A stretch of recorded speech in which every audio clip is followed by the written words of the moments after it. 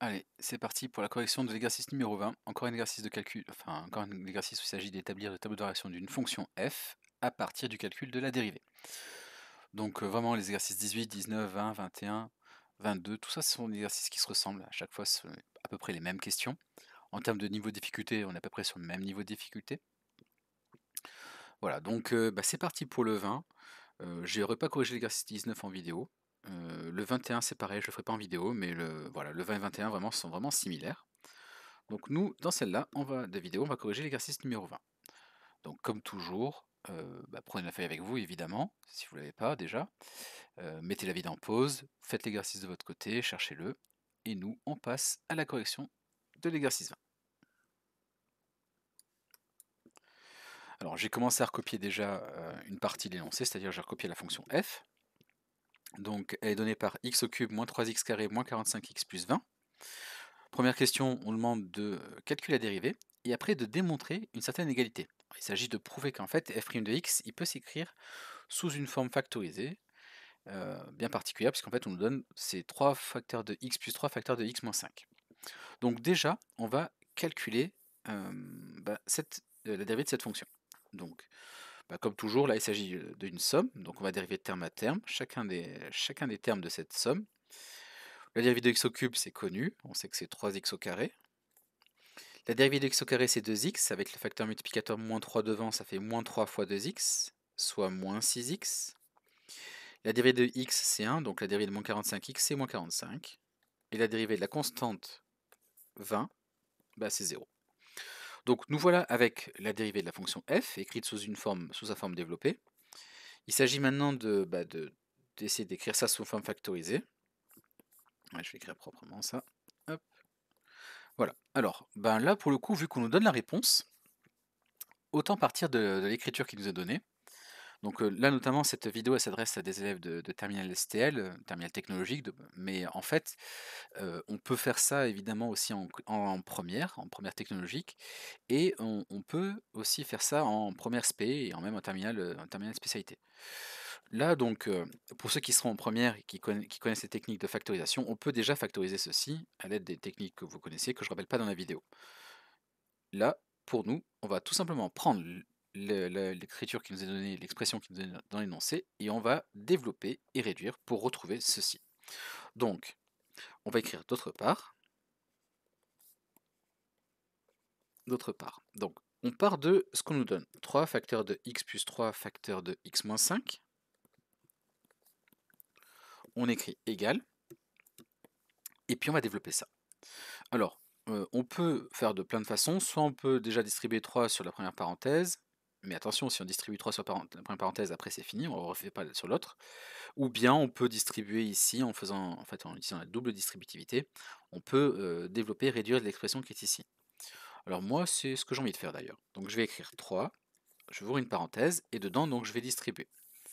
Donc là, ici, je vais faire x fois x, plus x fois moins 5, plus 3 fois x, plus 3 fois moins 5.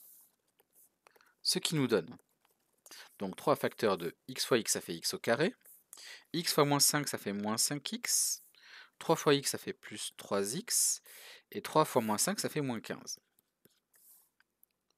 Ce qui donne 3 facteurs de x carré. Moins 5x plus 3x, ça fait moins 2x. Moins 15. Soit, en distribuant maintenant le facteur 3 sur chacun des termes de ma parenthèse qui sont ici, hop, ça va nous donner donc 3x au carré. 3 fois 2, 6, donc moins 6x. Et 3 fois 45, 3 fois 15, pardon, ça fait effectivement, donc 3 fois moins 15, ça fait moins 45. Voilà, et ça, c'est bien f' de x. Donc on a bien démontré, comme c'était demandé dans la question 1, on a bien démontré que f' de x était égal à l'écriture que nous avons là. Bon, alors, maintenant que c'est fait, je vais remonter un petit peu, et puis on va passer à la question numéro 2. Dans la question numéro 2, on nous demande d'étudier le signe de la dérivée, le signe de f' de x. Or, ce qu'on vient de voir, donc on vient de voir vient de voir que f' de x, c'est égal à 3 facteur de x plus 3 facteur de x moins 5. Donc là, en fait, on est en présence d'un polynôme du second degré.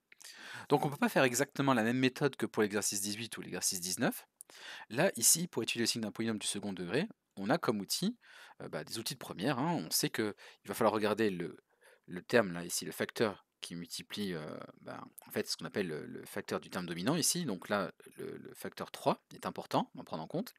Et puis on doit aussi déterminer les racines de notre polynôme du second degré.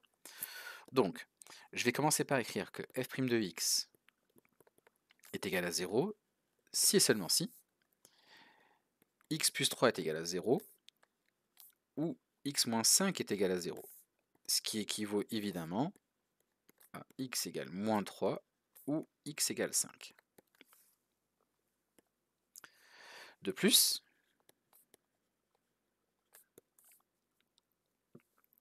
ici, on sait que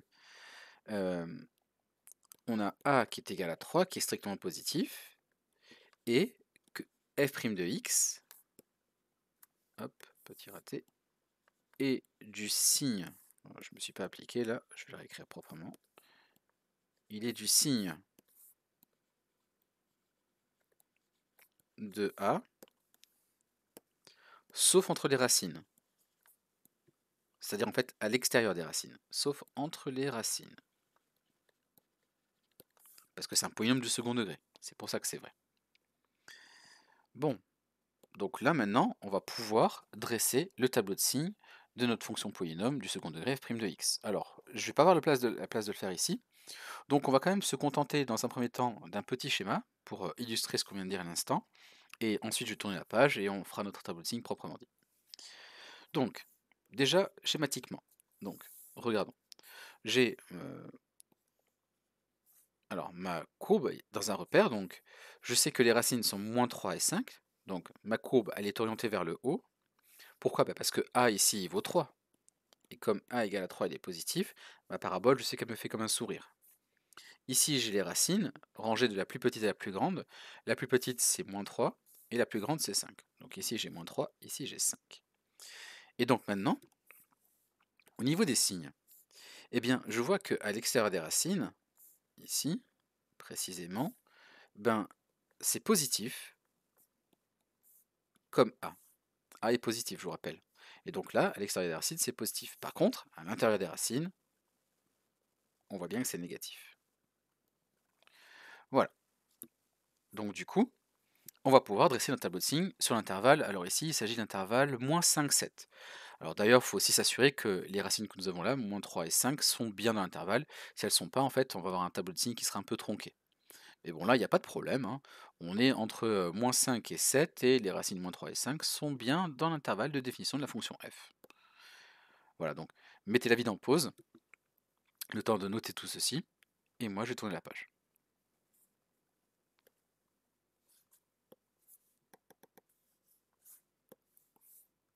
Alors, donc on était où?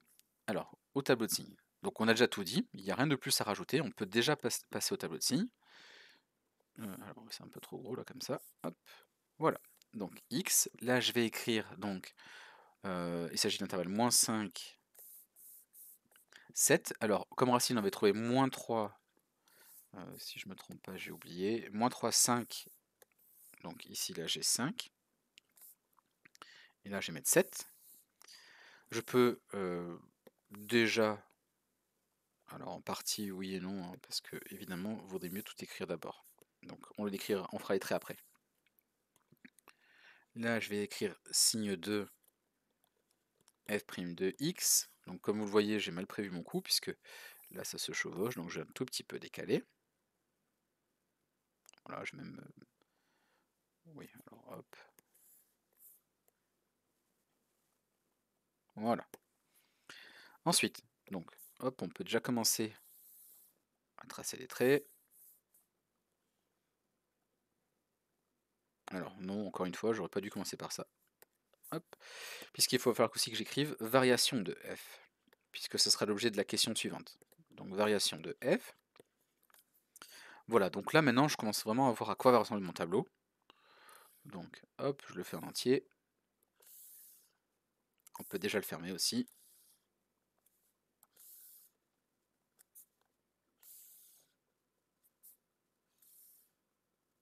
Voilà. Ensuite, alors on va écrire les valeurs pour lesquelles la dérivée s'annule. Alors là c'est déjà fait en fait, on a déjà moins 3 et 5, c'est les valeurs pour lesquelles la dérivée f' s'annule. Donc f' de moins 3 on sait que ça fait 0 et f' de 5 ça fait 0. On a dit que c'était positif à l'extérieur des racines. Donc plus, ici c'est moins. Ouais, donc je viens de décaler ma tablette. Et alors maintenant du coup, hop, là elle est croissante, sur l'intervalle moins 5, moins 3. Ici elle est décroissante. Et là elle est croissante. Ensuite, il va falloir calculer les images de moins 5, moins 3, 5 et 7. Donc, alors, on va en écrire un. Je ne vais pas détailler tous les calculs, puisqu'en fait, la calculatrice va nous aider directement. Donc, on va déjà passer directement à la calculatrice, autant ne pas s'embêter. Donc là, il faut savoir que la question numéro 2, j'y ai répondu rien qu'en faisant la ligne avec signe de f' de x. Voilà. Donc là, déjà, le fait de dresser le tableau de variation de f, c'est déjà l'objet de la question numéro 3 de l'exercice 20. Donc, on y va. Prenons la calculatrice. La voilà. Alors, hop, je vais effacer mon historique. Alors, donc ici, j'appuie sur la touche f de x. Donc là, j'ai cet écran-là qui apparaît, donc je vais pouvoir saisir ma fonction. Donc c'était x au cube moins 3x au carré moins... Alors, hop, là je me suis trompé.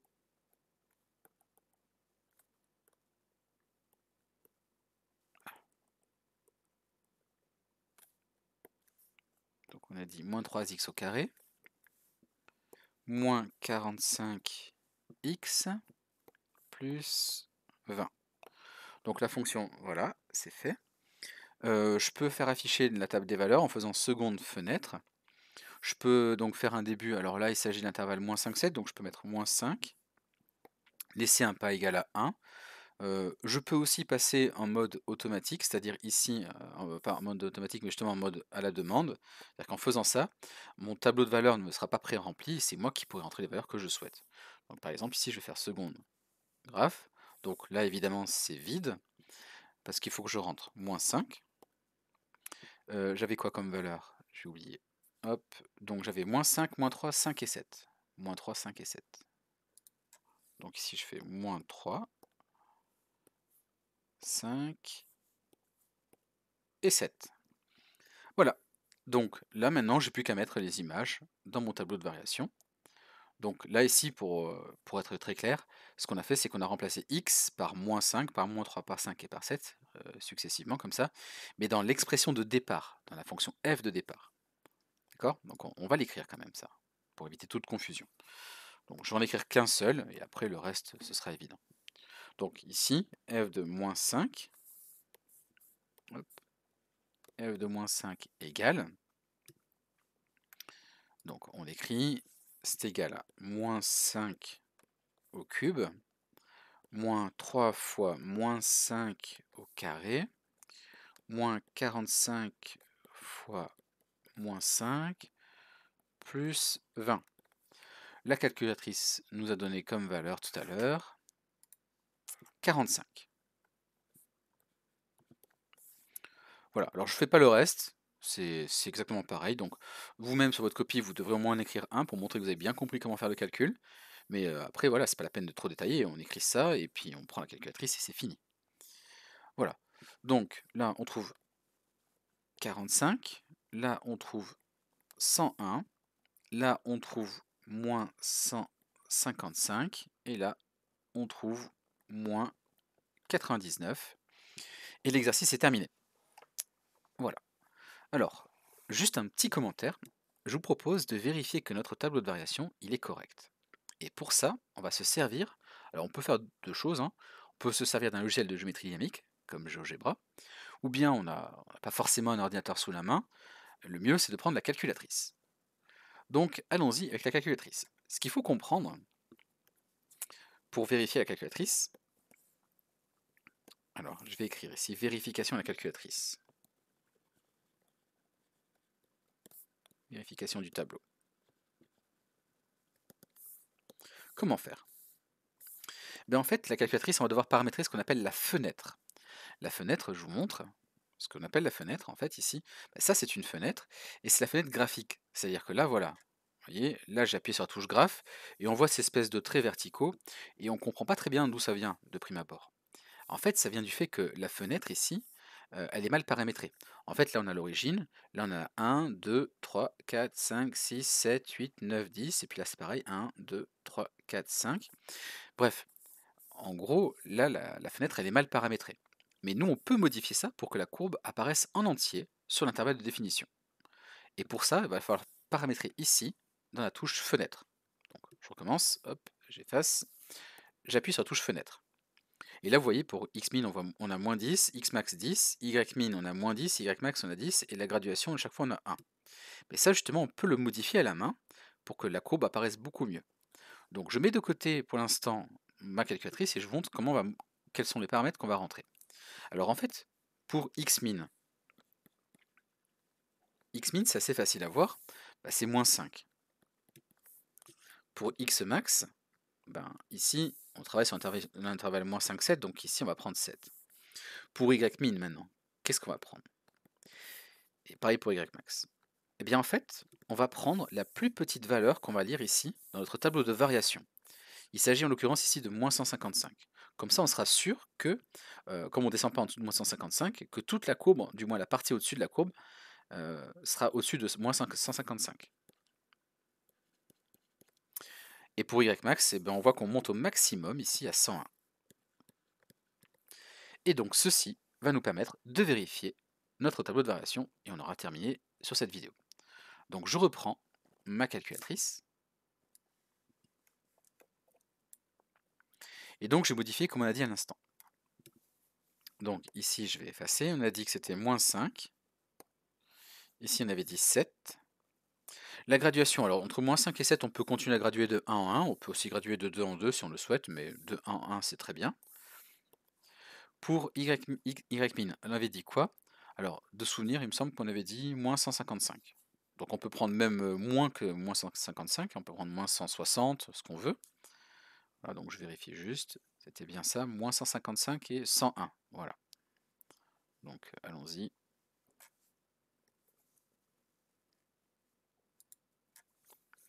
Donc fenêtre ici, donc je descends. Hop, pas trop vite. Donc moins 155 et l'autre c'était, j'ai déjà oublié.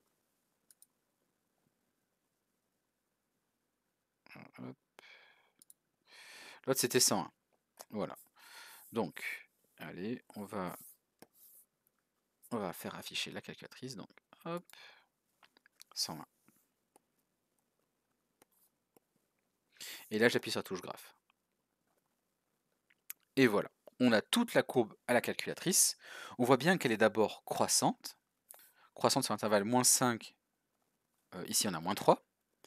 Elle est décroissante sur l'intervalle moins 3. Alors, 1, 2, 3, 4, 5. Et ensuite, elle est croissante à nouveau. Je suis en train de me rendre compte d'une chose aussi, c'est qu'on ne voit pas de la graduation ici, là, sur l'axe des ordonnées, et pour cause, on ne l'a pas paramétré.